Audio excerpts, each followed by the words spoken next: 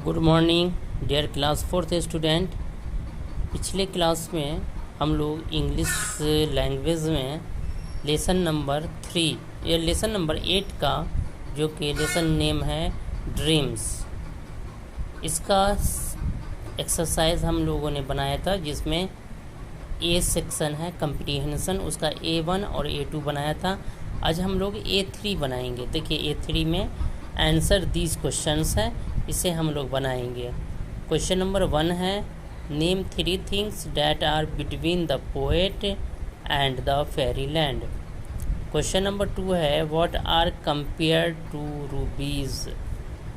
Question number 3 है if this poem had a third stanza what other things would the poet have talked about.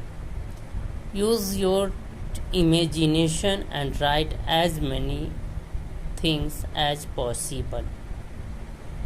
तो ये question का answer देखते हैं। पहला क्वेश्चन जैसा कि है,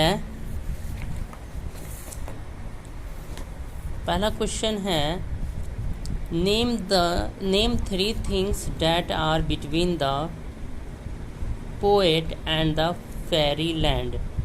फेरी लैंड और पोएट, परीलोक और पोएट के बीच में क्या क्या चीज़ है, उन दोनों के बीच में क्या है।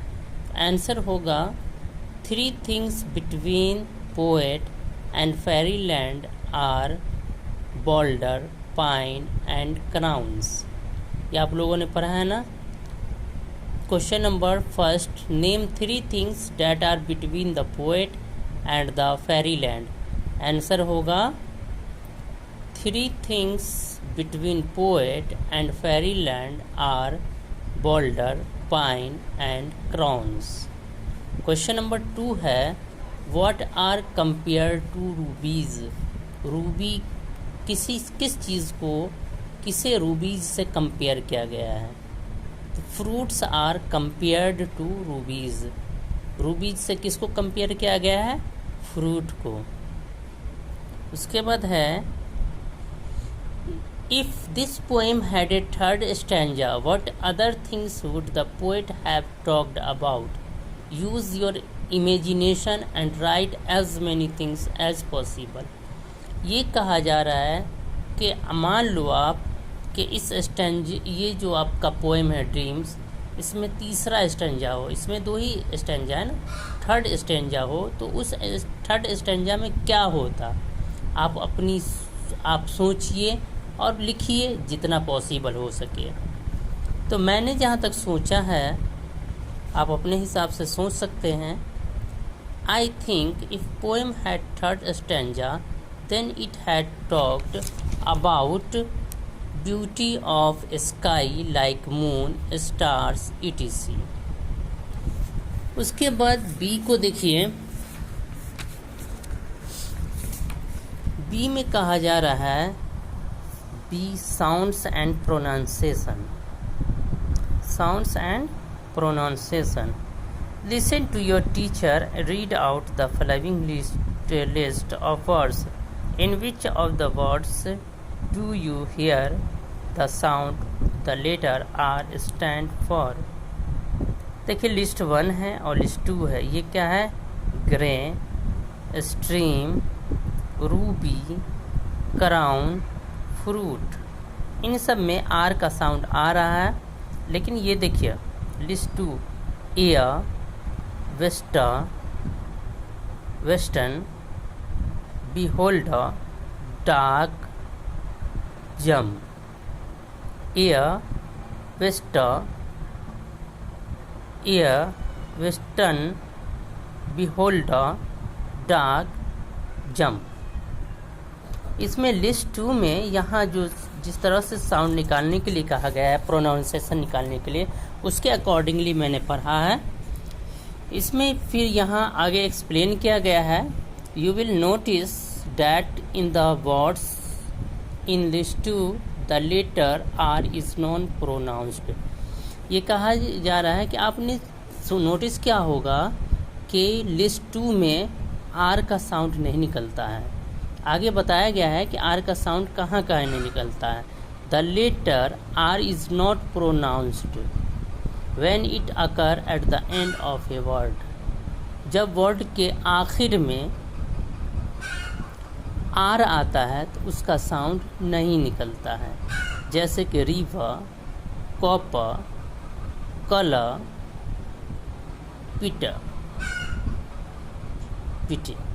फिर आगे है when A vowel comes before it.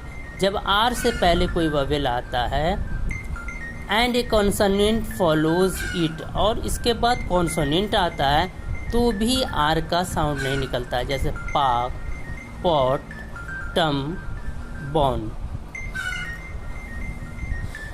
ये रूल्स के अकॉर्डिंगली बता रहा हूँ, वैसे मेनली हम लोग ऐसा तो नहीं करते हैं, ठीक है, लेकिन देख लीजिए।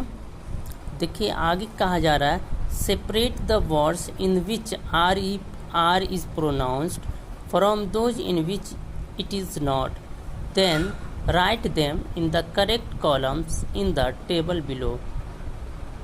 Part, frock, crayon, car, master, carry, bird, shirt, clerk, shot, truck, beggar, art, farmer, drop, road. इसमें आप पढ़ेंगे तो कौन कौन से में आर का साउंड नहीं निकलता है, अकॉर्डिंगली रूल्स जो ऊपर बताया गया उसके हिसाब से इन वर्ड को लिखेंगे। जहाँ आर इज प्रोनाउंस्ड है यहाँ लिखेंगे, आर इज नॉट प्रोनाउंस्ड जिसमें आर का प्रोनाउंस नहीं हो रहा है यहाँ लिखेंगे। एज माई थिंकिंग, मेरी सोच के अकॉर्डिंगली ये आर में पार्ट इसका प्रोनाउंस हो रहा है, पार्ट नहीं, पार्ट का नहीं हो, ये पार्ट का स्पेलिंग नहीं होगा, ये प्रोनाउंस नहीं होगा, ये पार्ट यहाँ लिखा जाएगा। और उसके बाद फ्रॉक, फ्रॉक का होगा प्रोनाउंस, क्रेयॉन का भी होगा, कार, कार का भी होता है प्रोनाउंसिएशन।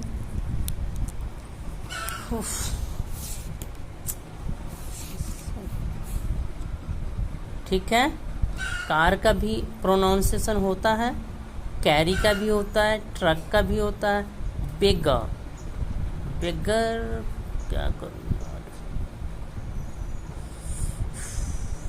पार्ट, यहाँ पार्ट लिखा हमने, पार्ट, और बेगर को भी यहीं हम लिख देते हैं, बेगा। हम क्या पढ़ेंगे, बेगा, ठीक है। उसके बाद ड्रॉप, रोड, ये ठीक है। R is not pronounced, R किसमें प्रोनाउंस नहीं हुआ, master, bird, shirt, clerk, shot, art, farmer, part, beggar. इस तरह से इसका ये सारे वर्ड मैं दिया हूँ जिसका आर प्रोनाउंस नहीं होता है, और ये वर्ड दिया हूँ जिसका आर प्रोनाउंस होता है, ठीक है। वैसे तो हम लोग अपने हिसाब से इसे मास्टर पढ़ते हैं तो इसमें भी आर का साउंड निकलता है, बर्ड पढ़ते हैं तो इसमें भी आर का साउंड आ रहा है, शर्ट में भी आर का साउंड आ रहा है, क्लर्क में भी आर का साउंड आ रहा है, शॉर्ट में भी आ रहा है, और आर्ट में भी आ रहा है, फार्मर में भी आ रहा है, पार्ट में भी आ रहा है, बेगर में भी आ रहा है। लेकिन एज़ पर रूल्स मैंने इसे इस टाइप से लिख दिया है। इसी के साथ ये आपका लेसन 8 ड्रीम्स कंप्लीट होता है। नेक्स्ट क्लास में हम आगे इंग्लिश ग्रामर पढ़ेंगे। आज के लिए इतना ही। Thank you.